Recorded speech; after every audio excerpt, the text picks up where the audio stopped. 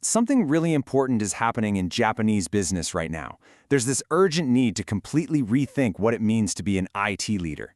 We're talking about a shift from being a simple coordinator to becoming a true strategic navigator. Let's get into it. So let's kick things off with a question that's probably on the minds of a lot of executives in Japan today. In an age that's literally driven by technology, why does it feel like the country's IT leadership is kind of stuck in the past?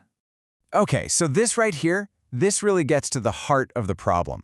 On one side, you've got the coordinator. That's the traditional role. And on the other, the strategist, the role that today's world is demanding. The real issue is the huge, huge gap between the two. So what does this coordinator actually do day to day? Well, their world is basically about managing vendors and keeping an eye on the budget. But the real time suck, the thing that eats up their calendar, is something called nimawashi. It's this uniquely Japanese process of building informal agreement across departments before any actual decision gets made. I mean, we're talking about endless meetings just to get everyone on board for a simple software update. It turns them into professional translators instead of architects of the future. It's a system that prizes harmony over everything else, and that often comes at the cost of getting things done. All right, so you might be wondering, just how different is this from the rest of the world? Let's do a little reality check and see how Japan stacks up against 4 other major economies. And wow, this table really lays it all out. You can see let's call it the leadership DNA for each country. What's really insightful here is how these different expectations can cause so much friction. A Japanese leader who's focused on harmony might look indecisive in the US, where it's all about speed. A German leader who's valued for their deep technical knowledge might have a tough time in the UK, where it's all about business sense. It just shows a fundamental difference in what people expect from an IT leader. And this difference in what's valued, it shows up in the paycheck. At first glance, the data suggests the average salary for an IT director in London is about £52,000. That's a decent number, for sure, but does it tell the whole story? Okay, but hold on. Is that really the whole story?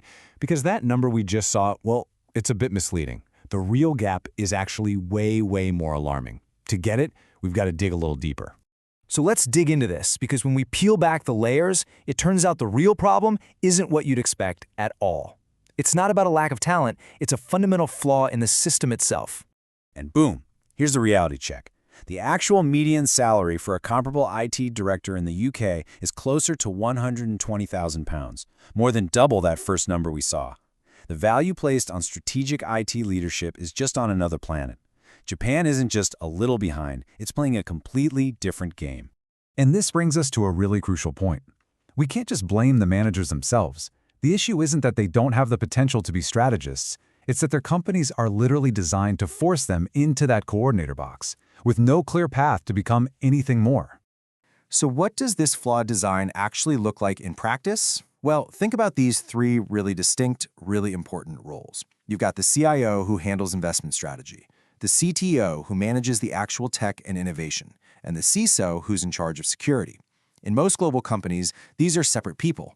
But in a lot of Japanese firms, all 3 jobs get bundled up and dumped on the desk of a single IT manager. That doesn't create a leader, it creates a massive bottleneck. Okay, so what are the consequences of this kind of setup?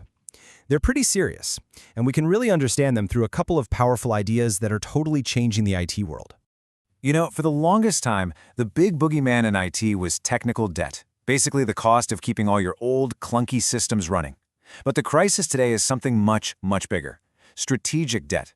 This is the huge organizational price you pay for failing to adapt. It's when the entire business falls behind because its structure just can't keep up with technology. This isn't just a server problem anymore, it's a survival problem.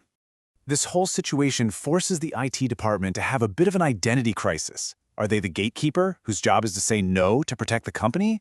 Or are they the enabler, who figures out how to say yes, and here's how we do it safely? The new role has to be about empowering the rest of the business to innovate, not holding it back.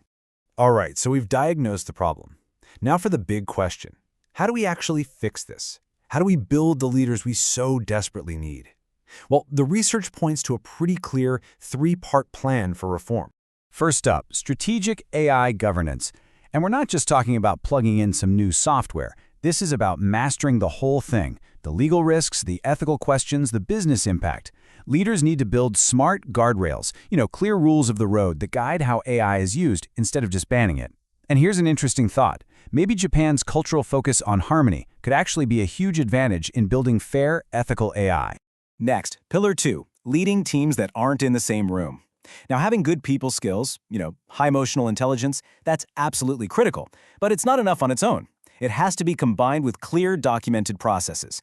Things like architecture decision records, which are really just simple documents that log key technical decisions and why they were made, can keep a team that's spread all over the place perfectly in sync.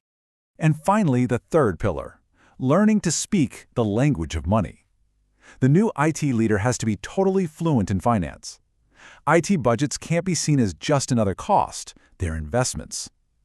Every single proposal has to be backed up by its impact on the bottom line and clearly labeled as an investment in growth, productivity, or reducing risk.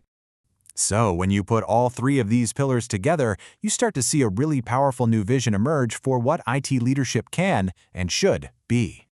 The whole point here is to change the IT manager from just being a tech expert into a true business navigator, someone who uses technology like a compass to steer the entire company through the choppy, unpredictable waters of the global market and guide it safely into the future. So, this all boils down to one final crucial question for you. I want you to really think about your own organization, its structure, its incentives, its culture. Are you still just churning out coordinators? Or have you started the essential work of building the navigators you're going to need to survive?